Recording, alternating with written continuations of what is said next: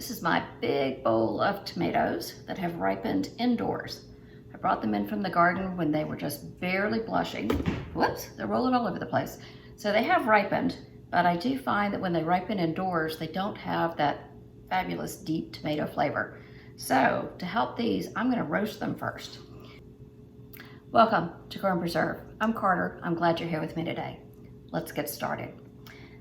I'm going to take this whole batch, give them a good washing because I'm going to leave the skins on in my sauce. And then I'm going to dice them up, cut off any bad spots because there are a couple. You know, it's a little wrinkly up here. So those kind of things I will cut off. And then I'm going to lay them open side down, slice them in half, lay them open side down on my pan, roast them in the oven at 425. So I'll bring you back to show you each step of the way.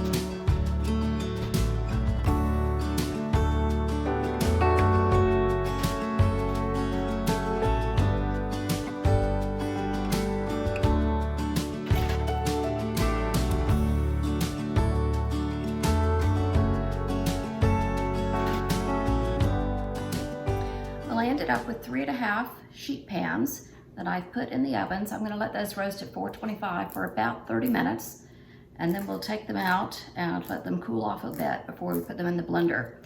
I ended up weighing the tomatoes and I had about 9 pounds. And as you probably saw, as I was cutting, I did cut off some larger chunks than I normally would have just because they were a little bit leathery or they had a little pinprick spot in them. Maybe it had healed over, but because I'm going to be using the skins in the sauce, I didn't want anything that wasn't perfect. So I'm going to get cleaned up while I wait for those tomatoes, and then we'll start making our sauce. The tomatoes are out of the oven and they're looking great. Oh, are those just beautiful? A couple of the skins, a little brown. Yeah, these are still too hot. But you can see the skins just fall right off, as you probably know if you've ever peeled tomatoes this way.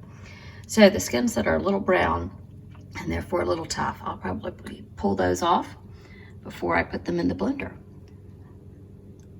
But they look beautiful. I'm thrilled, and they smell divine. Okay, we're gonna go get you set up and put these in the blender. Into the blender. I'm gonna blend them at a very high speed because I have the seeds and the skins in here. And we'll just go for a very smooth tomato sauce. Put it in a pan and let it cook down for a good long time. I like my tomato sauce to be a little thick. I put it in small jars, pint jars. So I want it to be good and thick.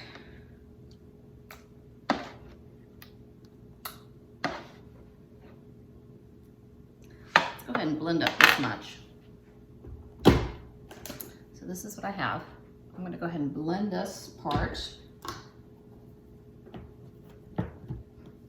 Turn the volume down so you don't have to hear this.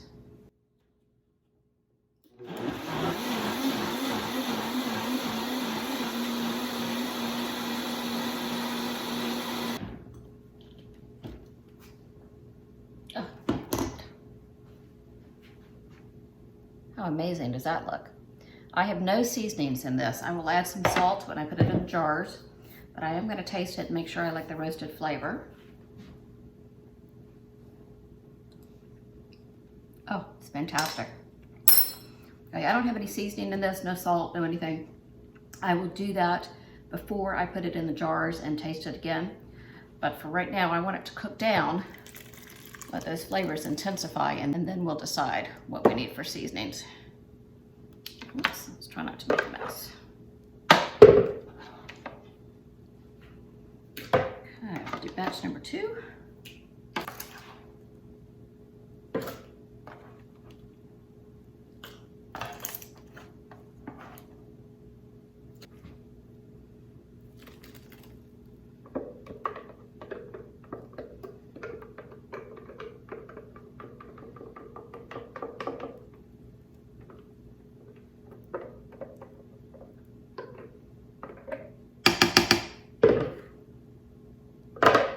Okay, I'm gonna get this on the stove and I'm gonna let it cook until it is thick enough. It's not too bad now, quite frankly, but I'm gonna let it cook down a little bit more just to get a little more intense in flavor. And then I'll bring you back when it's time to jar it up. I want you to see how beautifully this turned out. Let it cook down. It reduced about 1 inch in the pan, as you can see from the side here. And then I tasted it, and it was so good that I decided to turn it into pizza sauce instead. So I switched over, found a ball recipe for pizza sauce, which oddly enough uses 9 pounds of tomatoes, which is about what I had.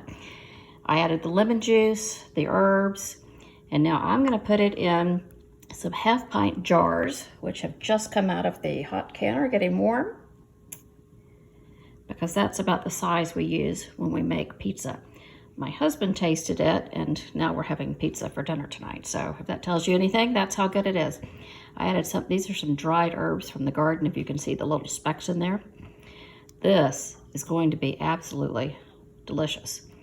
So let me get you back on your tripod and I will get the jars filled. Okay, the jars are hot, my canner is hot, and the sauce is hot. I'm gonna load these up. Now in this Ball Book pizza sauce recipe, the lemon juice is already in the sauce, so I don't have to add any to the jar. Okay, we're gonna do 1/2 inch headspace on these. My small canner will fit 7 jars, so whatever is left over, we will use on our pizza tonight.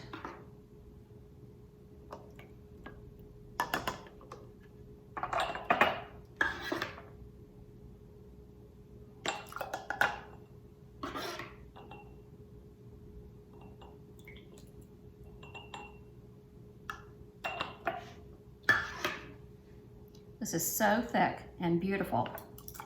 The flavor from roasting and then cooking down.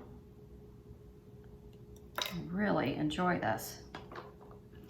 Now the Ball recipe for pizza sauce does not involve roasting the tomatoes. That was just the direction I had taken beforehand, and honestly, if I make this again, I'll probably roast them then as well.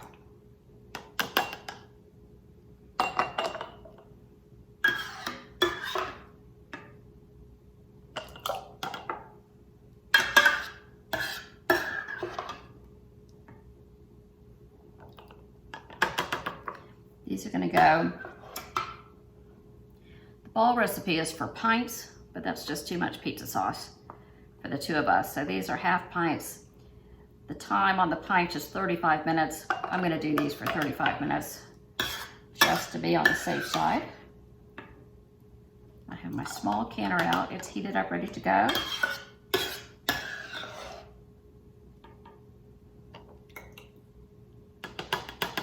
Ball recipe was supposed to make 4 pints, and it looks like I've got 7 1/2 pints here and a good solid additional 1/2 pint in the pan.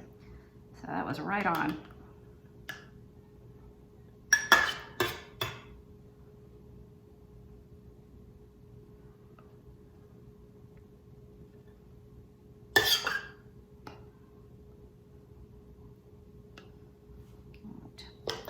I'm going to debubble these quickly just to be sure.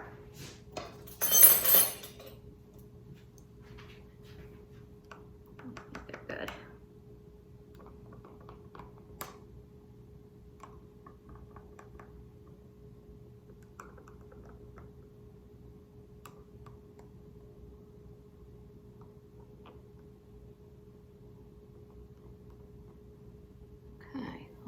that is good. I'm gonna add a smidge more to this one. Okay. I'm gonna wipe these rims with some white vinegar. And then I'm gonna go grab some new lids.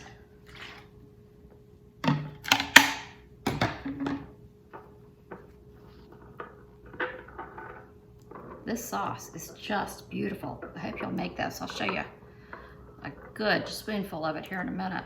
So nice and thick.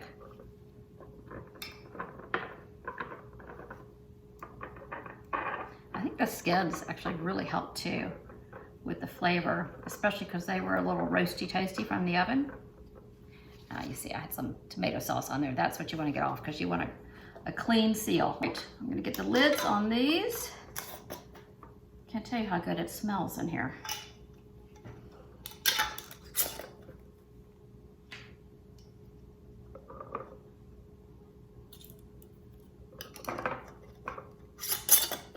Just a second and I'll tell you the page number in the ball book for this pizza sauce recipe.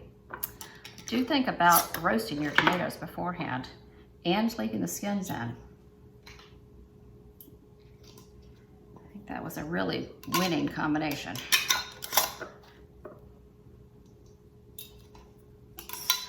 There we go. Okay, I'm gonna get these in the canner, bring them up to a full boil, let them go for 30 minutes, 35 minutes, I'm sorry. And then turn the canner off, let them come down to temperature a bit, and then get them out. I wanted to show you this. Oops, let's see if you can see this sauce. See how beautiful, rich, and thick that is? Oh, I'm excited. Okay, so real quickly, I wanted to show you, this is the book, the pizza sauce recipe. It's on page 366, and I made some notes to myself so I know what to do next time. I wrote roast the tomatoes first and blend them with the skins on, then let it reduce on the stove by 20 to 25%. So they already have the herbs, the lemon, everything else in here. I'm doing this one again. I gotta tell you, it's so good right now. I can't wait to taste it once it's been canned. But tonight we'll just have it fresh on our pizza. All right, back with you shortly.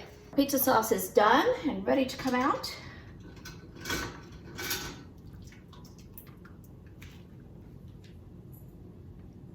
Isn't that gorgeous? I have 7 half pints of pizza sauce I'm now adding to my pantry. Plus we have dinner tonight. Which if you hang on till the end, I'll post a picture of our dinner. You're gonna wanna make it, I promise. Thank you for hanging out with me today. Bye-bye.